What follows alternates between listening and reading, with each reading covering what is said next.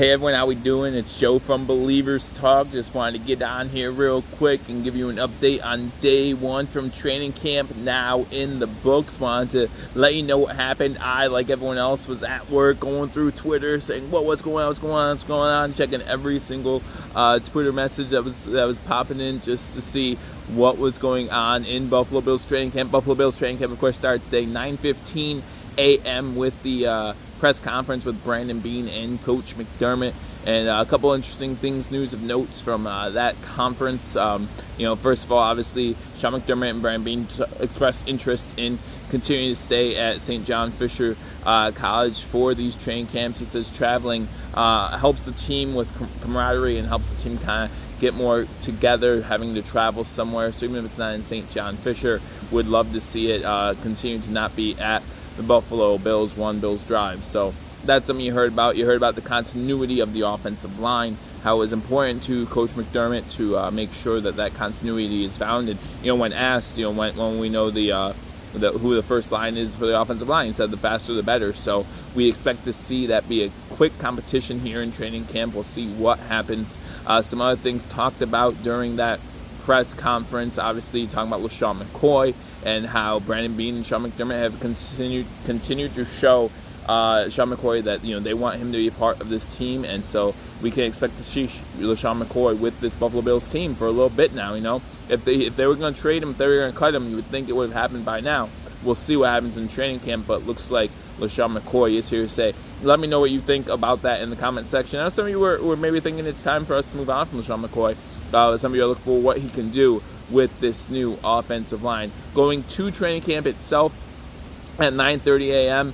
First of all, Tyree Jackson, first one on the field, and he actually ended practice too with a couple good throws, so a decent day from Tyree Jackson. Of course, didn't see much from David Sills or Duke Johnson in the first day of training camp, so you don't know if that's going to be a trend moving forward.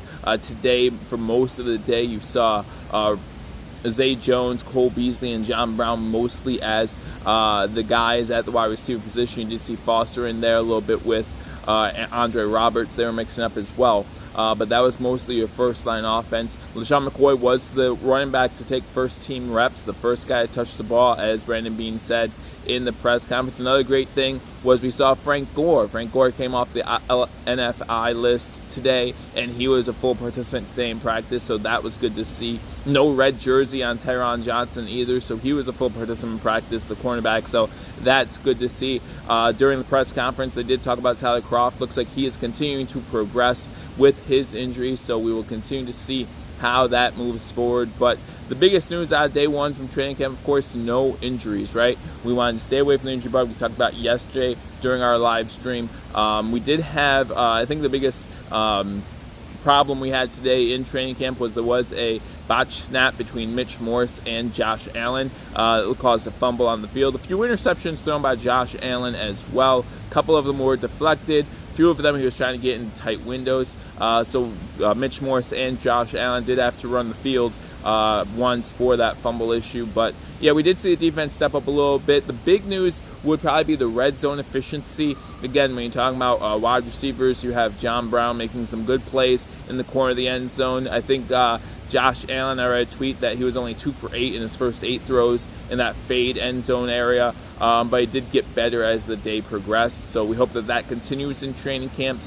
But again, the big news, no injuries day one. Just got done listening to Josh Allen's press conference. He seems excited. He talked about his relationship with Tremaine Edmonds a lot, about how they're both leaders on their side of the ball. Another good thing that came out of that press conference with Brandon Beane and Sean McDermott is they made no qualms about it.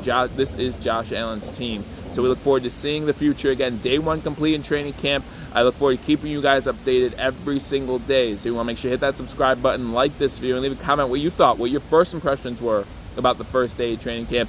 I'll talk to y'all soon. Until I do, go Bills.